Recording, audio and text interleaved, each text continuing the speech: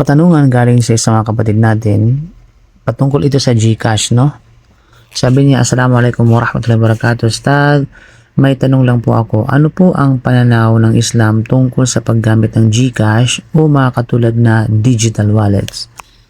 May mga nagsasabi po kasi na maaaring pumasok ito sa riba. Totoo po ba ito o pinahihintulutan naman ang paggamit nito? At isa sa kaparaanan nito ay halimbawa, papadalhan ako ng pera gamit ang GCash, ngunit wala akong GCash at may GCash ang kapitbahay namin at doon ipapadala. Ngunit kapag kinuha ko na ang cash sa kanya, ay meron itong bayad. Halimbawa, ang ipinadala sa akin ay worth 10,000 pesos at nang kunin ko na ito sa kanya ay kailangan ko magbayad sa kanya ng 100 pesos. Ang ganitong paraan ba ay pinahihintulutan sa Islam? Jazakallahu khairan. Okay? So, shout out sa mga may GCash dyan. At ito po yung iba sa kanila ay naging business na. So, narito po yung paglilinaw hingga sa katanungan. So, sagutin natin. So, bismillah, alhamdulillah, wassalatu wassalam ala rasulillah wa ala alihi wa sahbihi ajma'in amma ba'd. Waalaikumsalam warahmatullahi wabarakatuh. Kapatid, no, barakallahu fiqh sa iyong katanungan at napakagandang tanong talaga ito, kapatid, sapagkat maraming Muslim ngayon, no, ang nahuhumaling na gumagamit ng GCash, ng Maya, PayPal, bank transfers at iba pang digital wallets.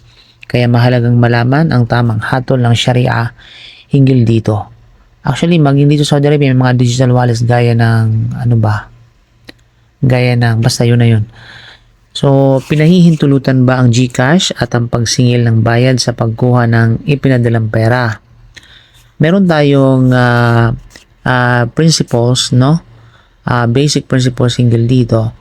Ang original na hatol sa mga transaction, tandaan natin mga kapatid, at gayon din ang kalakalan ay pagpapahintulot. Yan po yung original rulings, no, regarding sa transaction at sa kalakalan. Sabi nga ng mga ating mga fuqaha, al-aslu fi al-muamalat al-ibadah o al-ibadah al-ibaha. Ibig sabihin, ang original na hatol sa mga transaction at kalakalan ay ibaha, pagpapahintulot o pinahintulutan.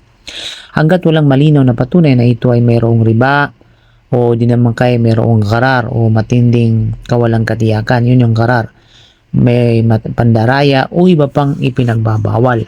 At sinabi ng Allah sa Suratul Baqarah, wa ahallallahu al-bay'a wa harrama ar-riba. Pinahihintulutan ng Allah ang kalakalan at ipinagbawal niya ang riba. So, ano ang hatol sa paggamit ng GCash? Ang GCash, mga kapatid, o mga katulad na digital wallet ay isa lamang paraan ng paglilipat at pag-iingat ng pera. Sa kanyang sarili, ito ay pinahihintulutan o mubah, sapagkat ito ay katulad lamang ng bank account, remittance center, money transfer service, or electronic payment system. Walang otomatikong riba sa simpleng paggamit nito. Kailan magiging problema? So, nagiging haram lamang kung may kasamang una, merong riba o merong interest. Merong usury, may pinagbabawal na interest. Halimbawa, nangutang ng 10,000 at dapat bayaran ng 11,000. May tubo dahil lamang sa pagkaantala ng pagbabayad. Ito ang ipinagbabawal, malinaw na ipinagbabawal. Pangalawa, may kasama itong pandaraya. Halimbawa, o picking account, ninakaw ang pera o nilinlang ang customer. Pangatlo, meron itong kasamang mga serbisyong tahasang nakabatay sa riba. Halimbawa, interest-bearing loans o kay cash advances na may interest. Okay? So, kapag nandirito, may makasama yung ganitong tinatawag na transaction, may riba, may pandaraya, at mga serbisyong tahasang nakabatay sa riba, ay talaga namang nagkakaroon ng problema at ito ay magiging haram. So, ang iyong isinahad na halimbawa, sabi mo, may nagpadala sa akin ng 10,000 cash sa GCash ng kapitbahay dahil wala akong GCash. Kapag kukunin ko ang pera, sinisingil niya ako ng 100 halimbawa. So, tanong, riba ba ito? Sa unang sitwasyon, ito yung bayad bilang serbisyo. Kung sinabi ng kapitbahay na ako ang tumanggap naglaan ako ng account, naglaan ako ng oras, ng internet, at serbisyo kaya may bayad na 100 na charge. Okay, so ibig sabihin para sa charge yun. Ito ay may tuturing na ujra. Okay, ang ibig sabihin ng ujra ay service fee. At ito ay pinahihintulutan sapagkat hindi siya nagpautang. Hindi rin siya nagbigay ng pera na may dagdag na kabayaran. Sa halip, siya ay naniningil para sa serbisyo. Kasi wala namang, sa panahon ngayon, walang libre ha. Pira lang ang libre. Okay? Pero lahat ng mga services halos may bayad. So ito ay kahalintulad ng remittance fee, bank transfer fee, o kay withdrawal fee. Okay? Sa ikalawang situation, halimbawa, kung ito ay nakabalat kayong pautang, there's something fishy ba o kaya sabi ambiguous transaction na hindi sinabi sa'yo. May nakabalat kayong pautang. So halimbawa, ipinahiram muna niya sa iyo ang pera. Okay?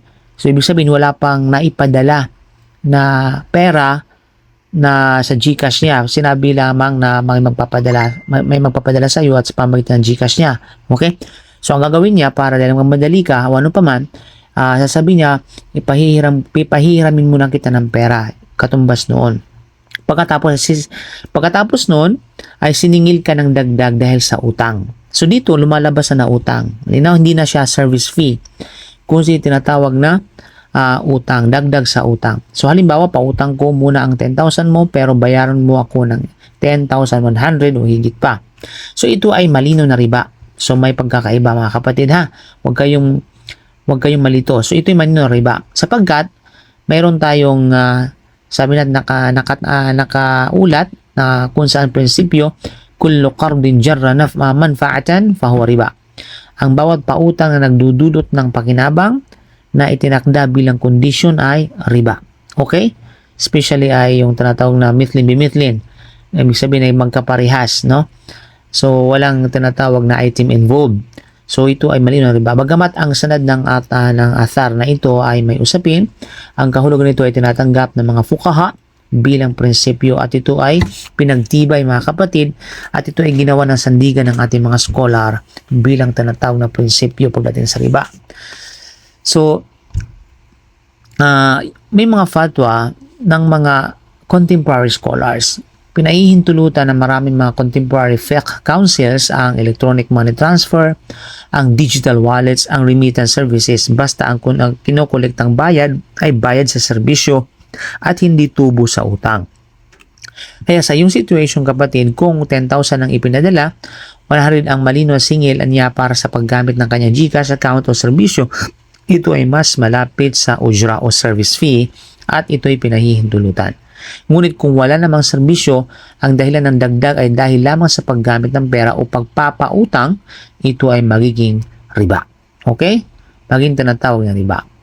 So, bilang buod sa mga nasabi natin, so ang paggamit ng GCash ay pinahihintulutan, pagpapadala ng pera sa digital wallet, pinahihintulutan, service fee para sa transfer o cash out, ito ay pinahihintulutan, dagdag na bayad dahil sa utang, ito ay riba, ito ay haram, bayad para sa paggamit na account bilang serbisyo, ito ay pinahihintulutan, interest o tubo sa hinihiram na pera, ito ay riba, ito ay haram. Okay? So, ang mahalagang tanong sa mga ganitong transaksyon kapatid ay, ang 100 ba ay kabayaran sa serbisyo o kabayaran sa utang? Dapat malinaw yon.